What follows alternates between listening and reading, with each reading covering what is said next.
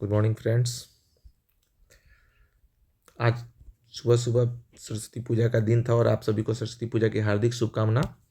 पूरा दिन आपका पूजा पाठ में आज बीता और पूजा पाठ करने के बाद थोड़ा सा पढ़ाई करने का समय है, तो थोड़ा सा पढ़ाई भी कर लिया जाए क्योंकि एग्ज़ाम काफ़ी नज़दीक है। और हमारे पास एक क्वेश्चन है अर्थमेटिक प्रोग्रेशन क्लास 10th के बच्चों के लिए, और इस क्वेश्चन में कुछ टर्म्स दिए हुए हैं और उनमें से किसी दो टर्म्स का जो है जोग निकालना है। जैसे कि जो टर्म्स दिए हुए हैं, पहला टर्म है a, दूसरा है x, तीसरा है y और चौथा है -3। ये चारों के चारों जो टर्म्स हैं ये अर्थमेटिक प्रोग्रेशन में एक दूसरे से कनेक्टेड हैं।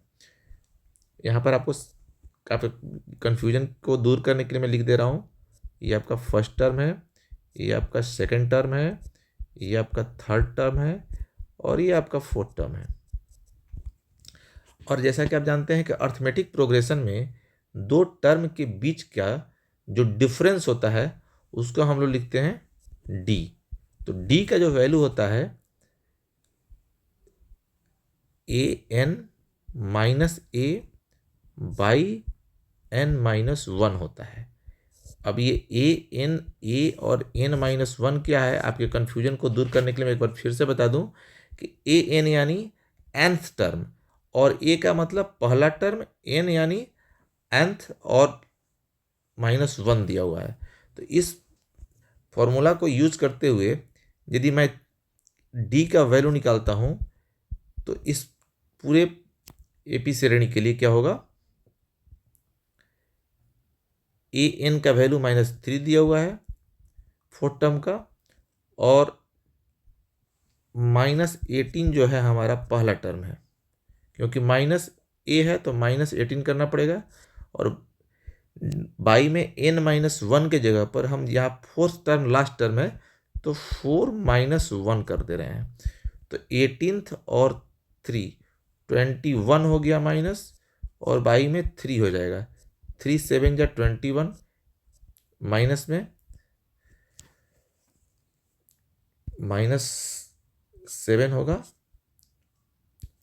तो -7 हम यहाँ लिखते हैं, यानी डी का वैल्यू -7 हो गया। अब जब डी का वैल्यू हमको पता चल गया तब हम एक्स का वैल्यू अब निकाल सकते हैं। इसलिए एक्स का वैल्यू क्या होगा, अब एक्स का वैल्यू हम कैसे निकालेंगे, तो एक्स का जो वैल्यू होगा वो फर्स्ट टर्म प्लस डिफरेंस, जो कॉमन डिफरेंस है वो रहेगा। तो उसके तहत देखिए तो फर्स्ट टर्म क्या है मेरा 18 है और डिफरेंस -7 है, यानी -7, यानी ये हो जाएगा 11। उसी तरह y का वैल्यू निकालना हो तो y का वैल्यू हो जाएगा, यहां पर दे सकते हैं सेकेंड टर्म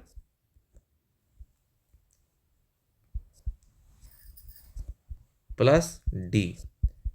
अब यहां देखिए सेकेंड टर्म क्या है हमारा x, तो x का वैल्यू तो पहले से नहीं दिया हुआ था, हम निकाले हैं तो उसको लिख लेते हैं 11, और प्लस डी में क्या है -7, ये हो गया 4।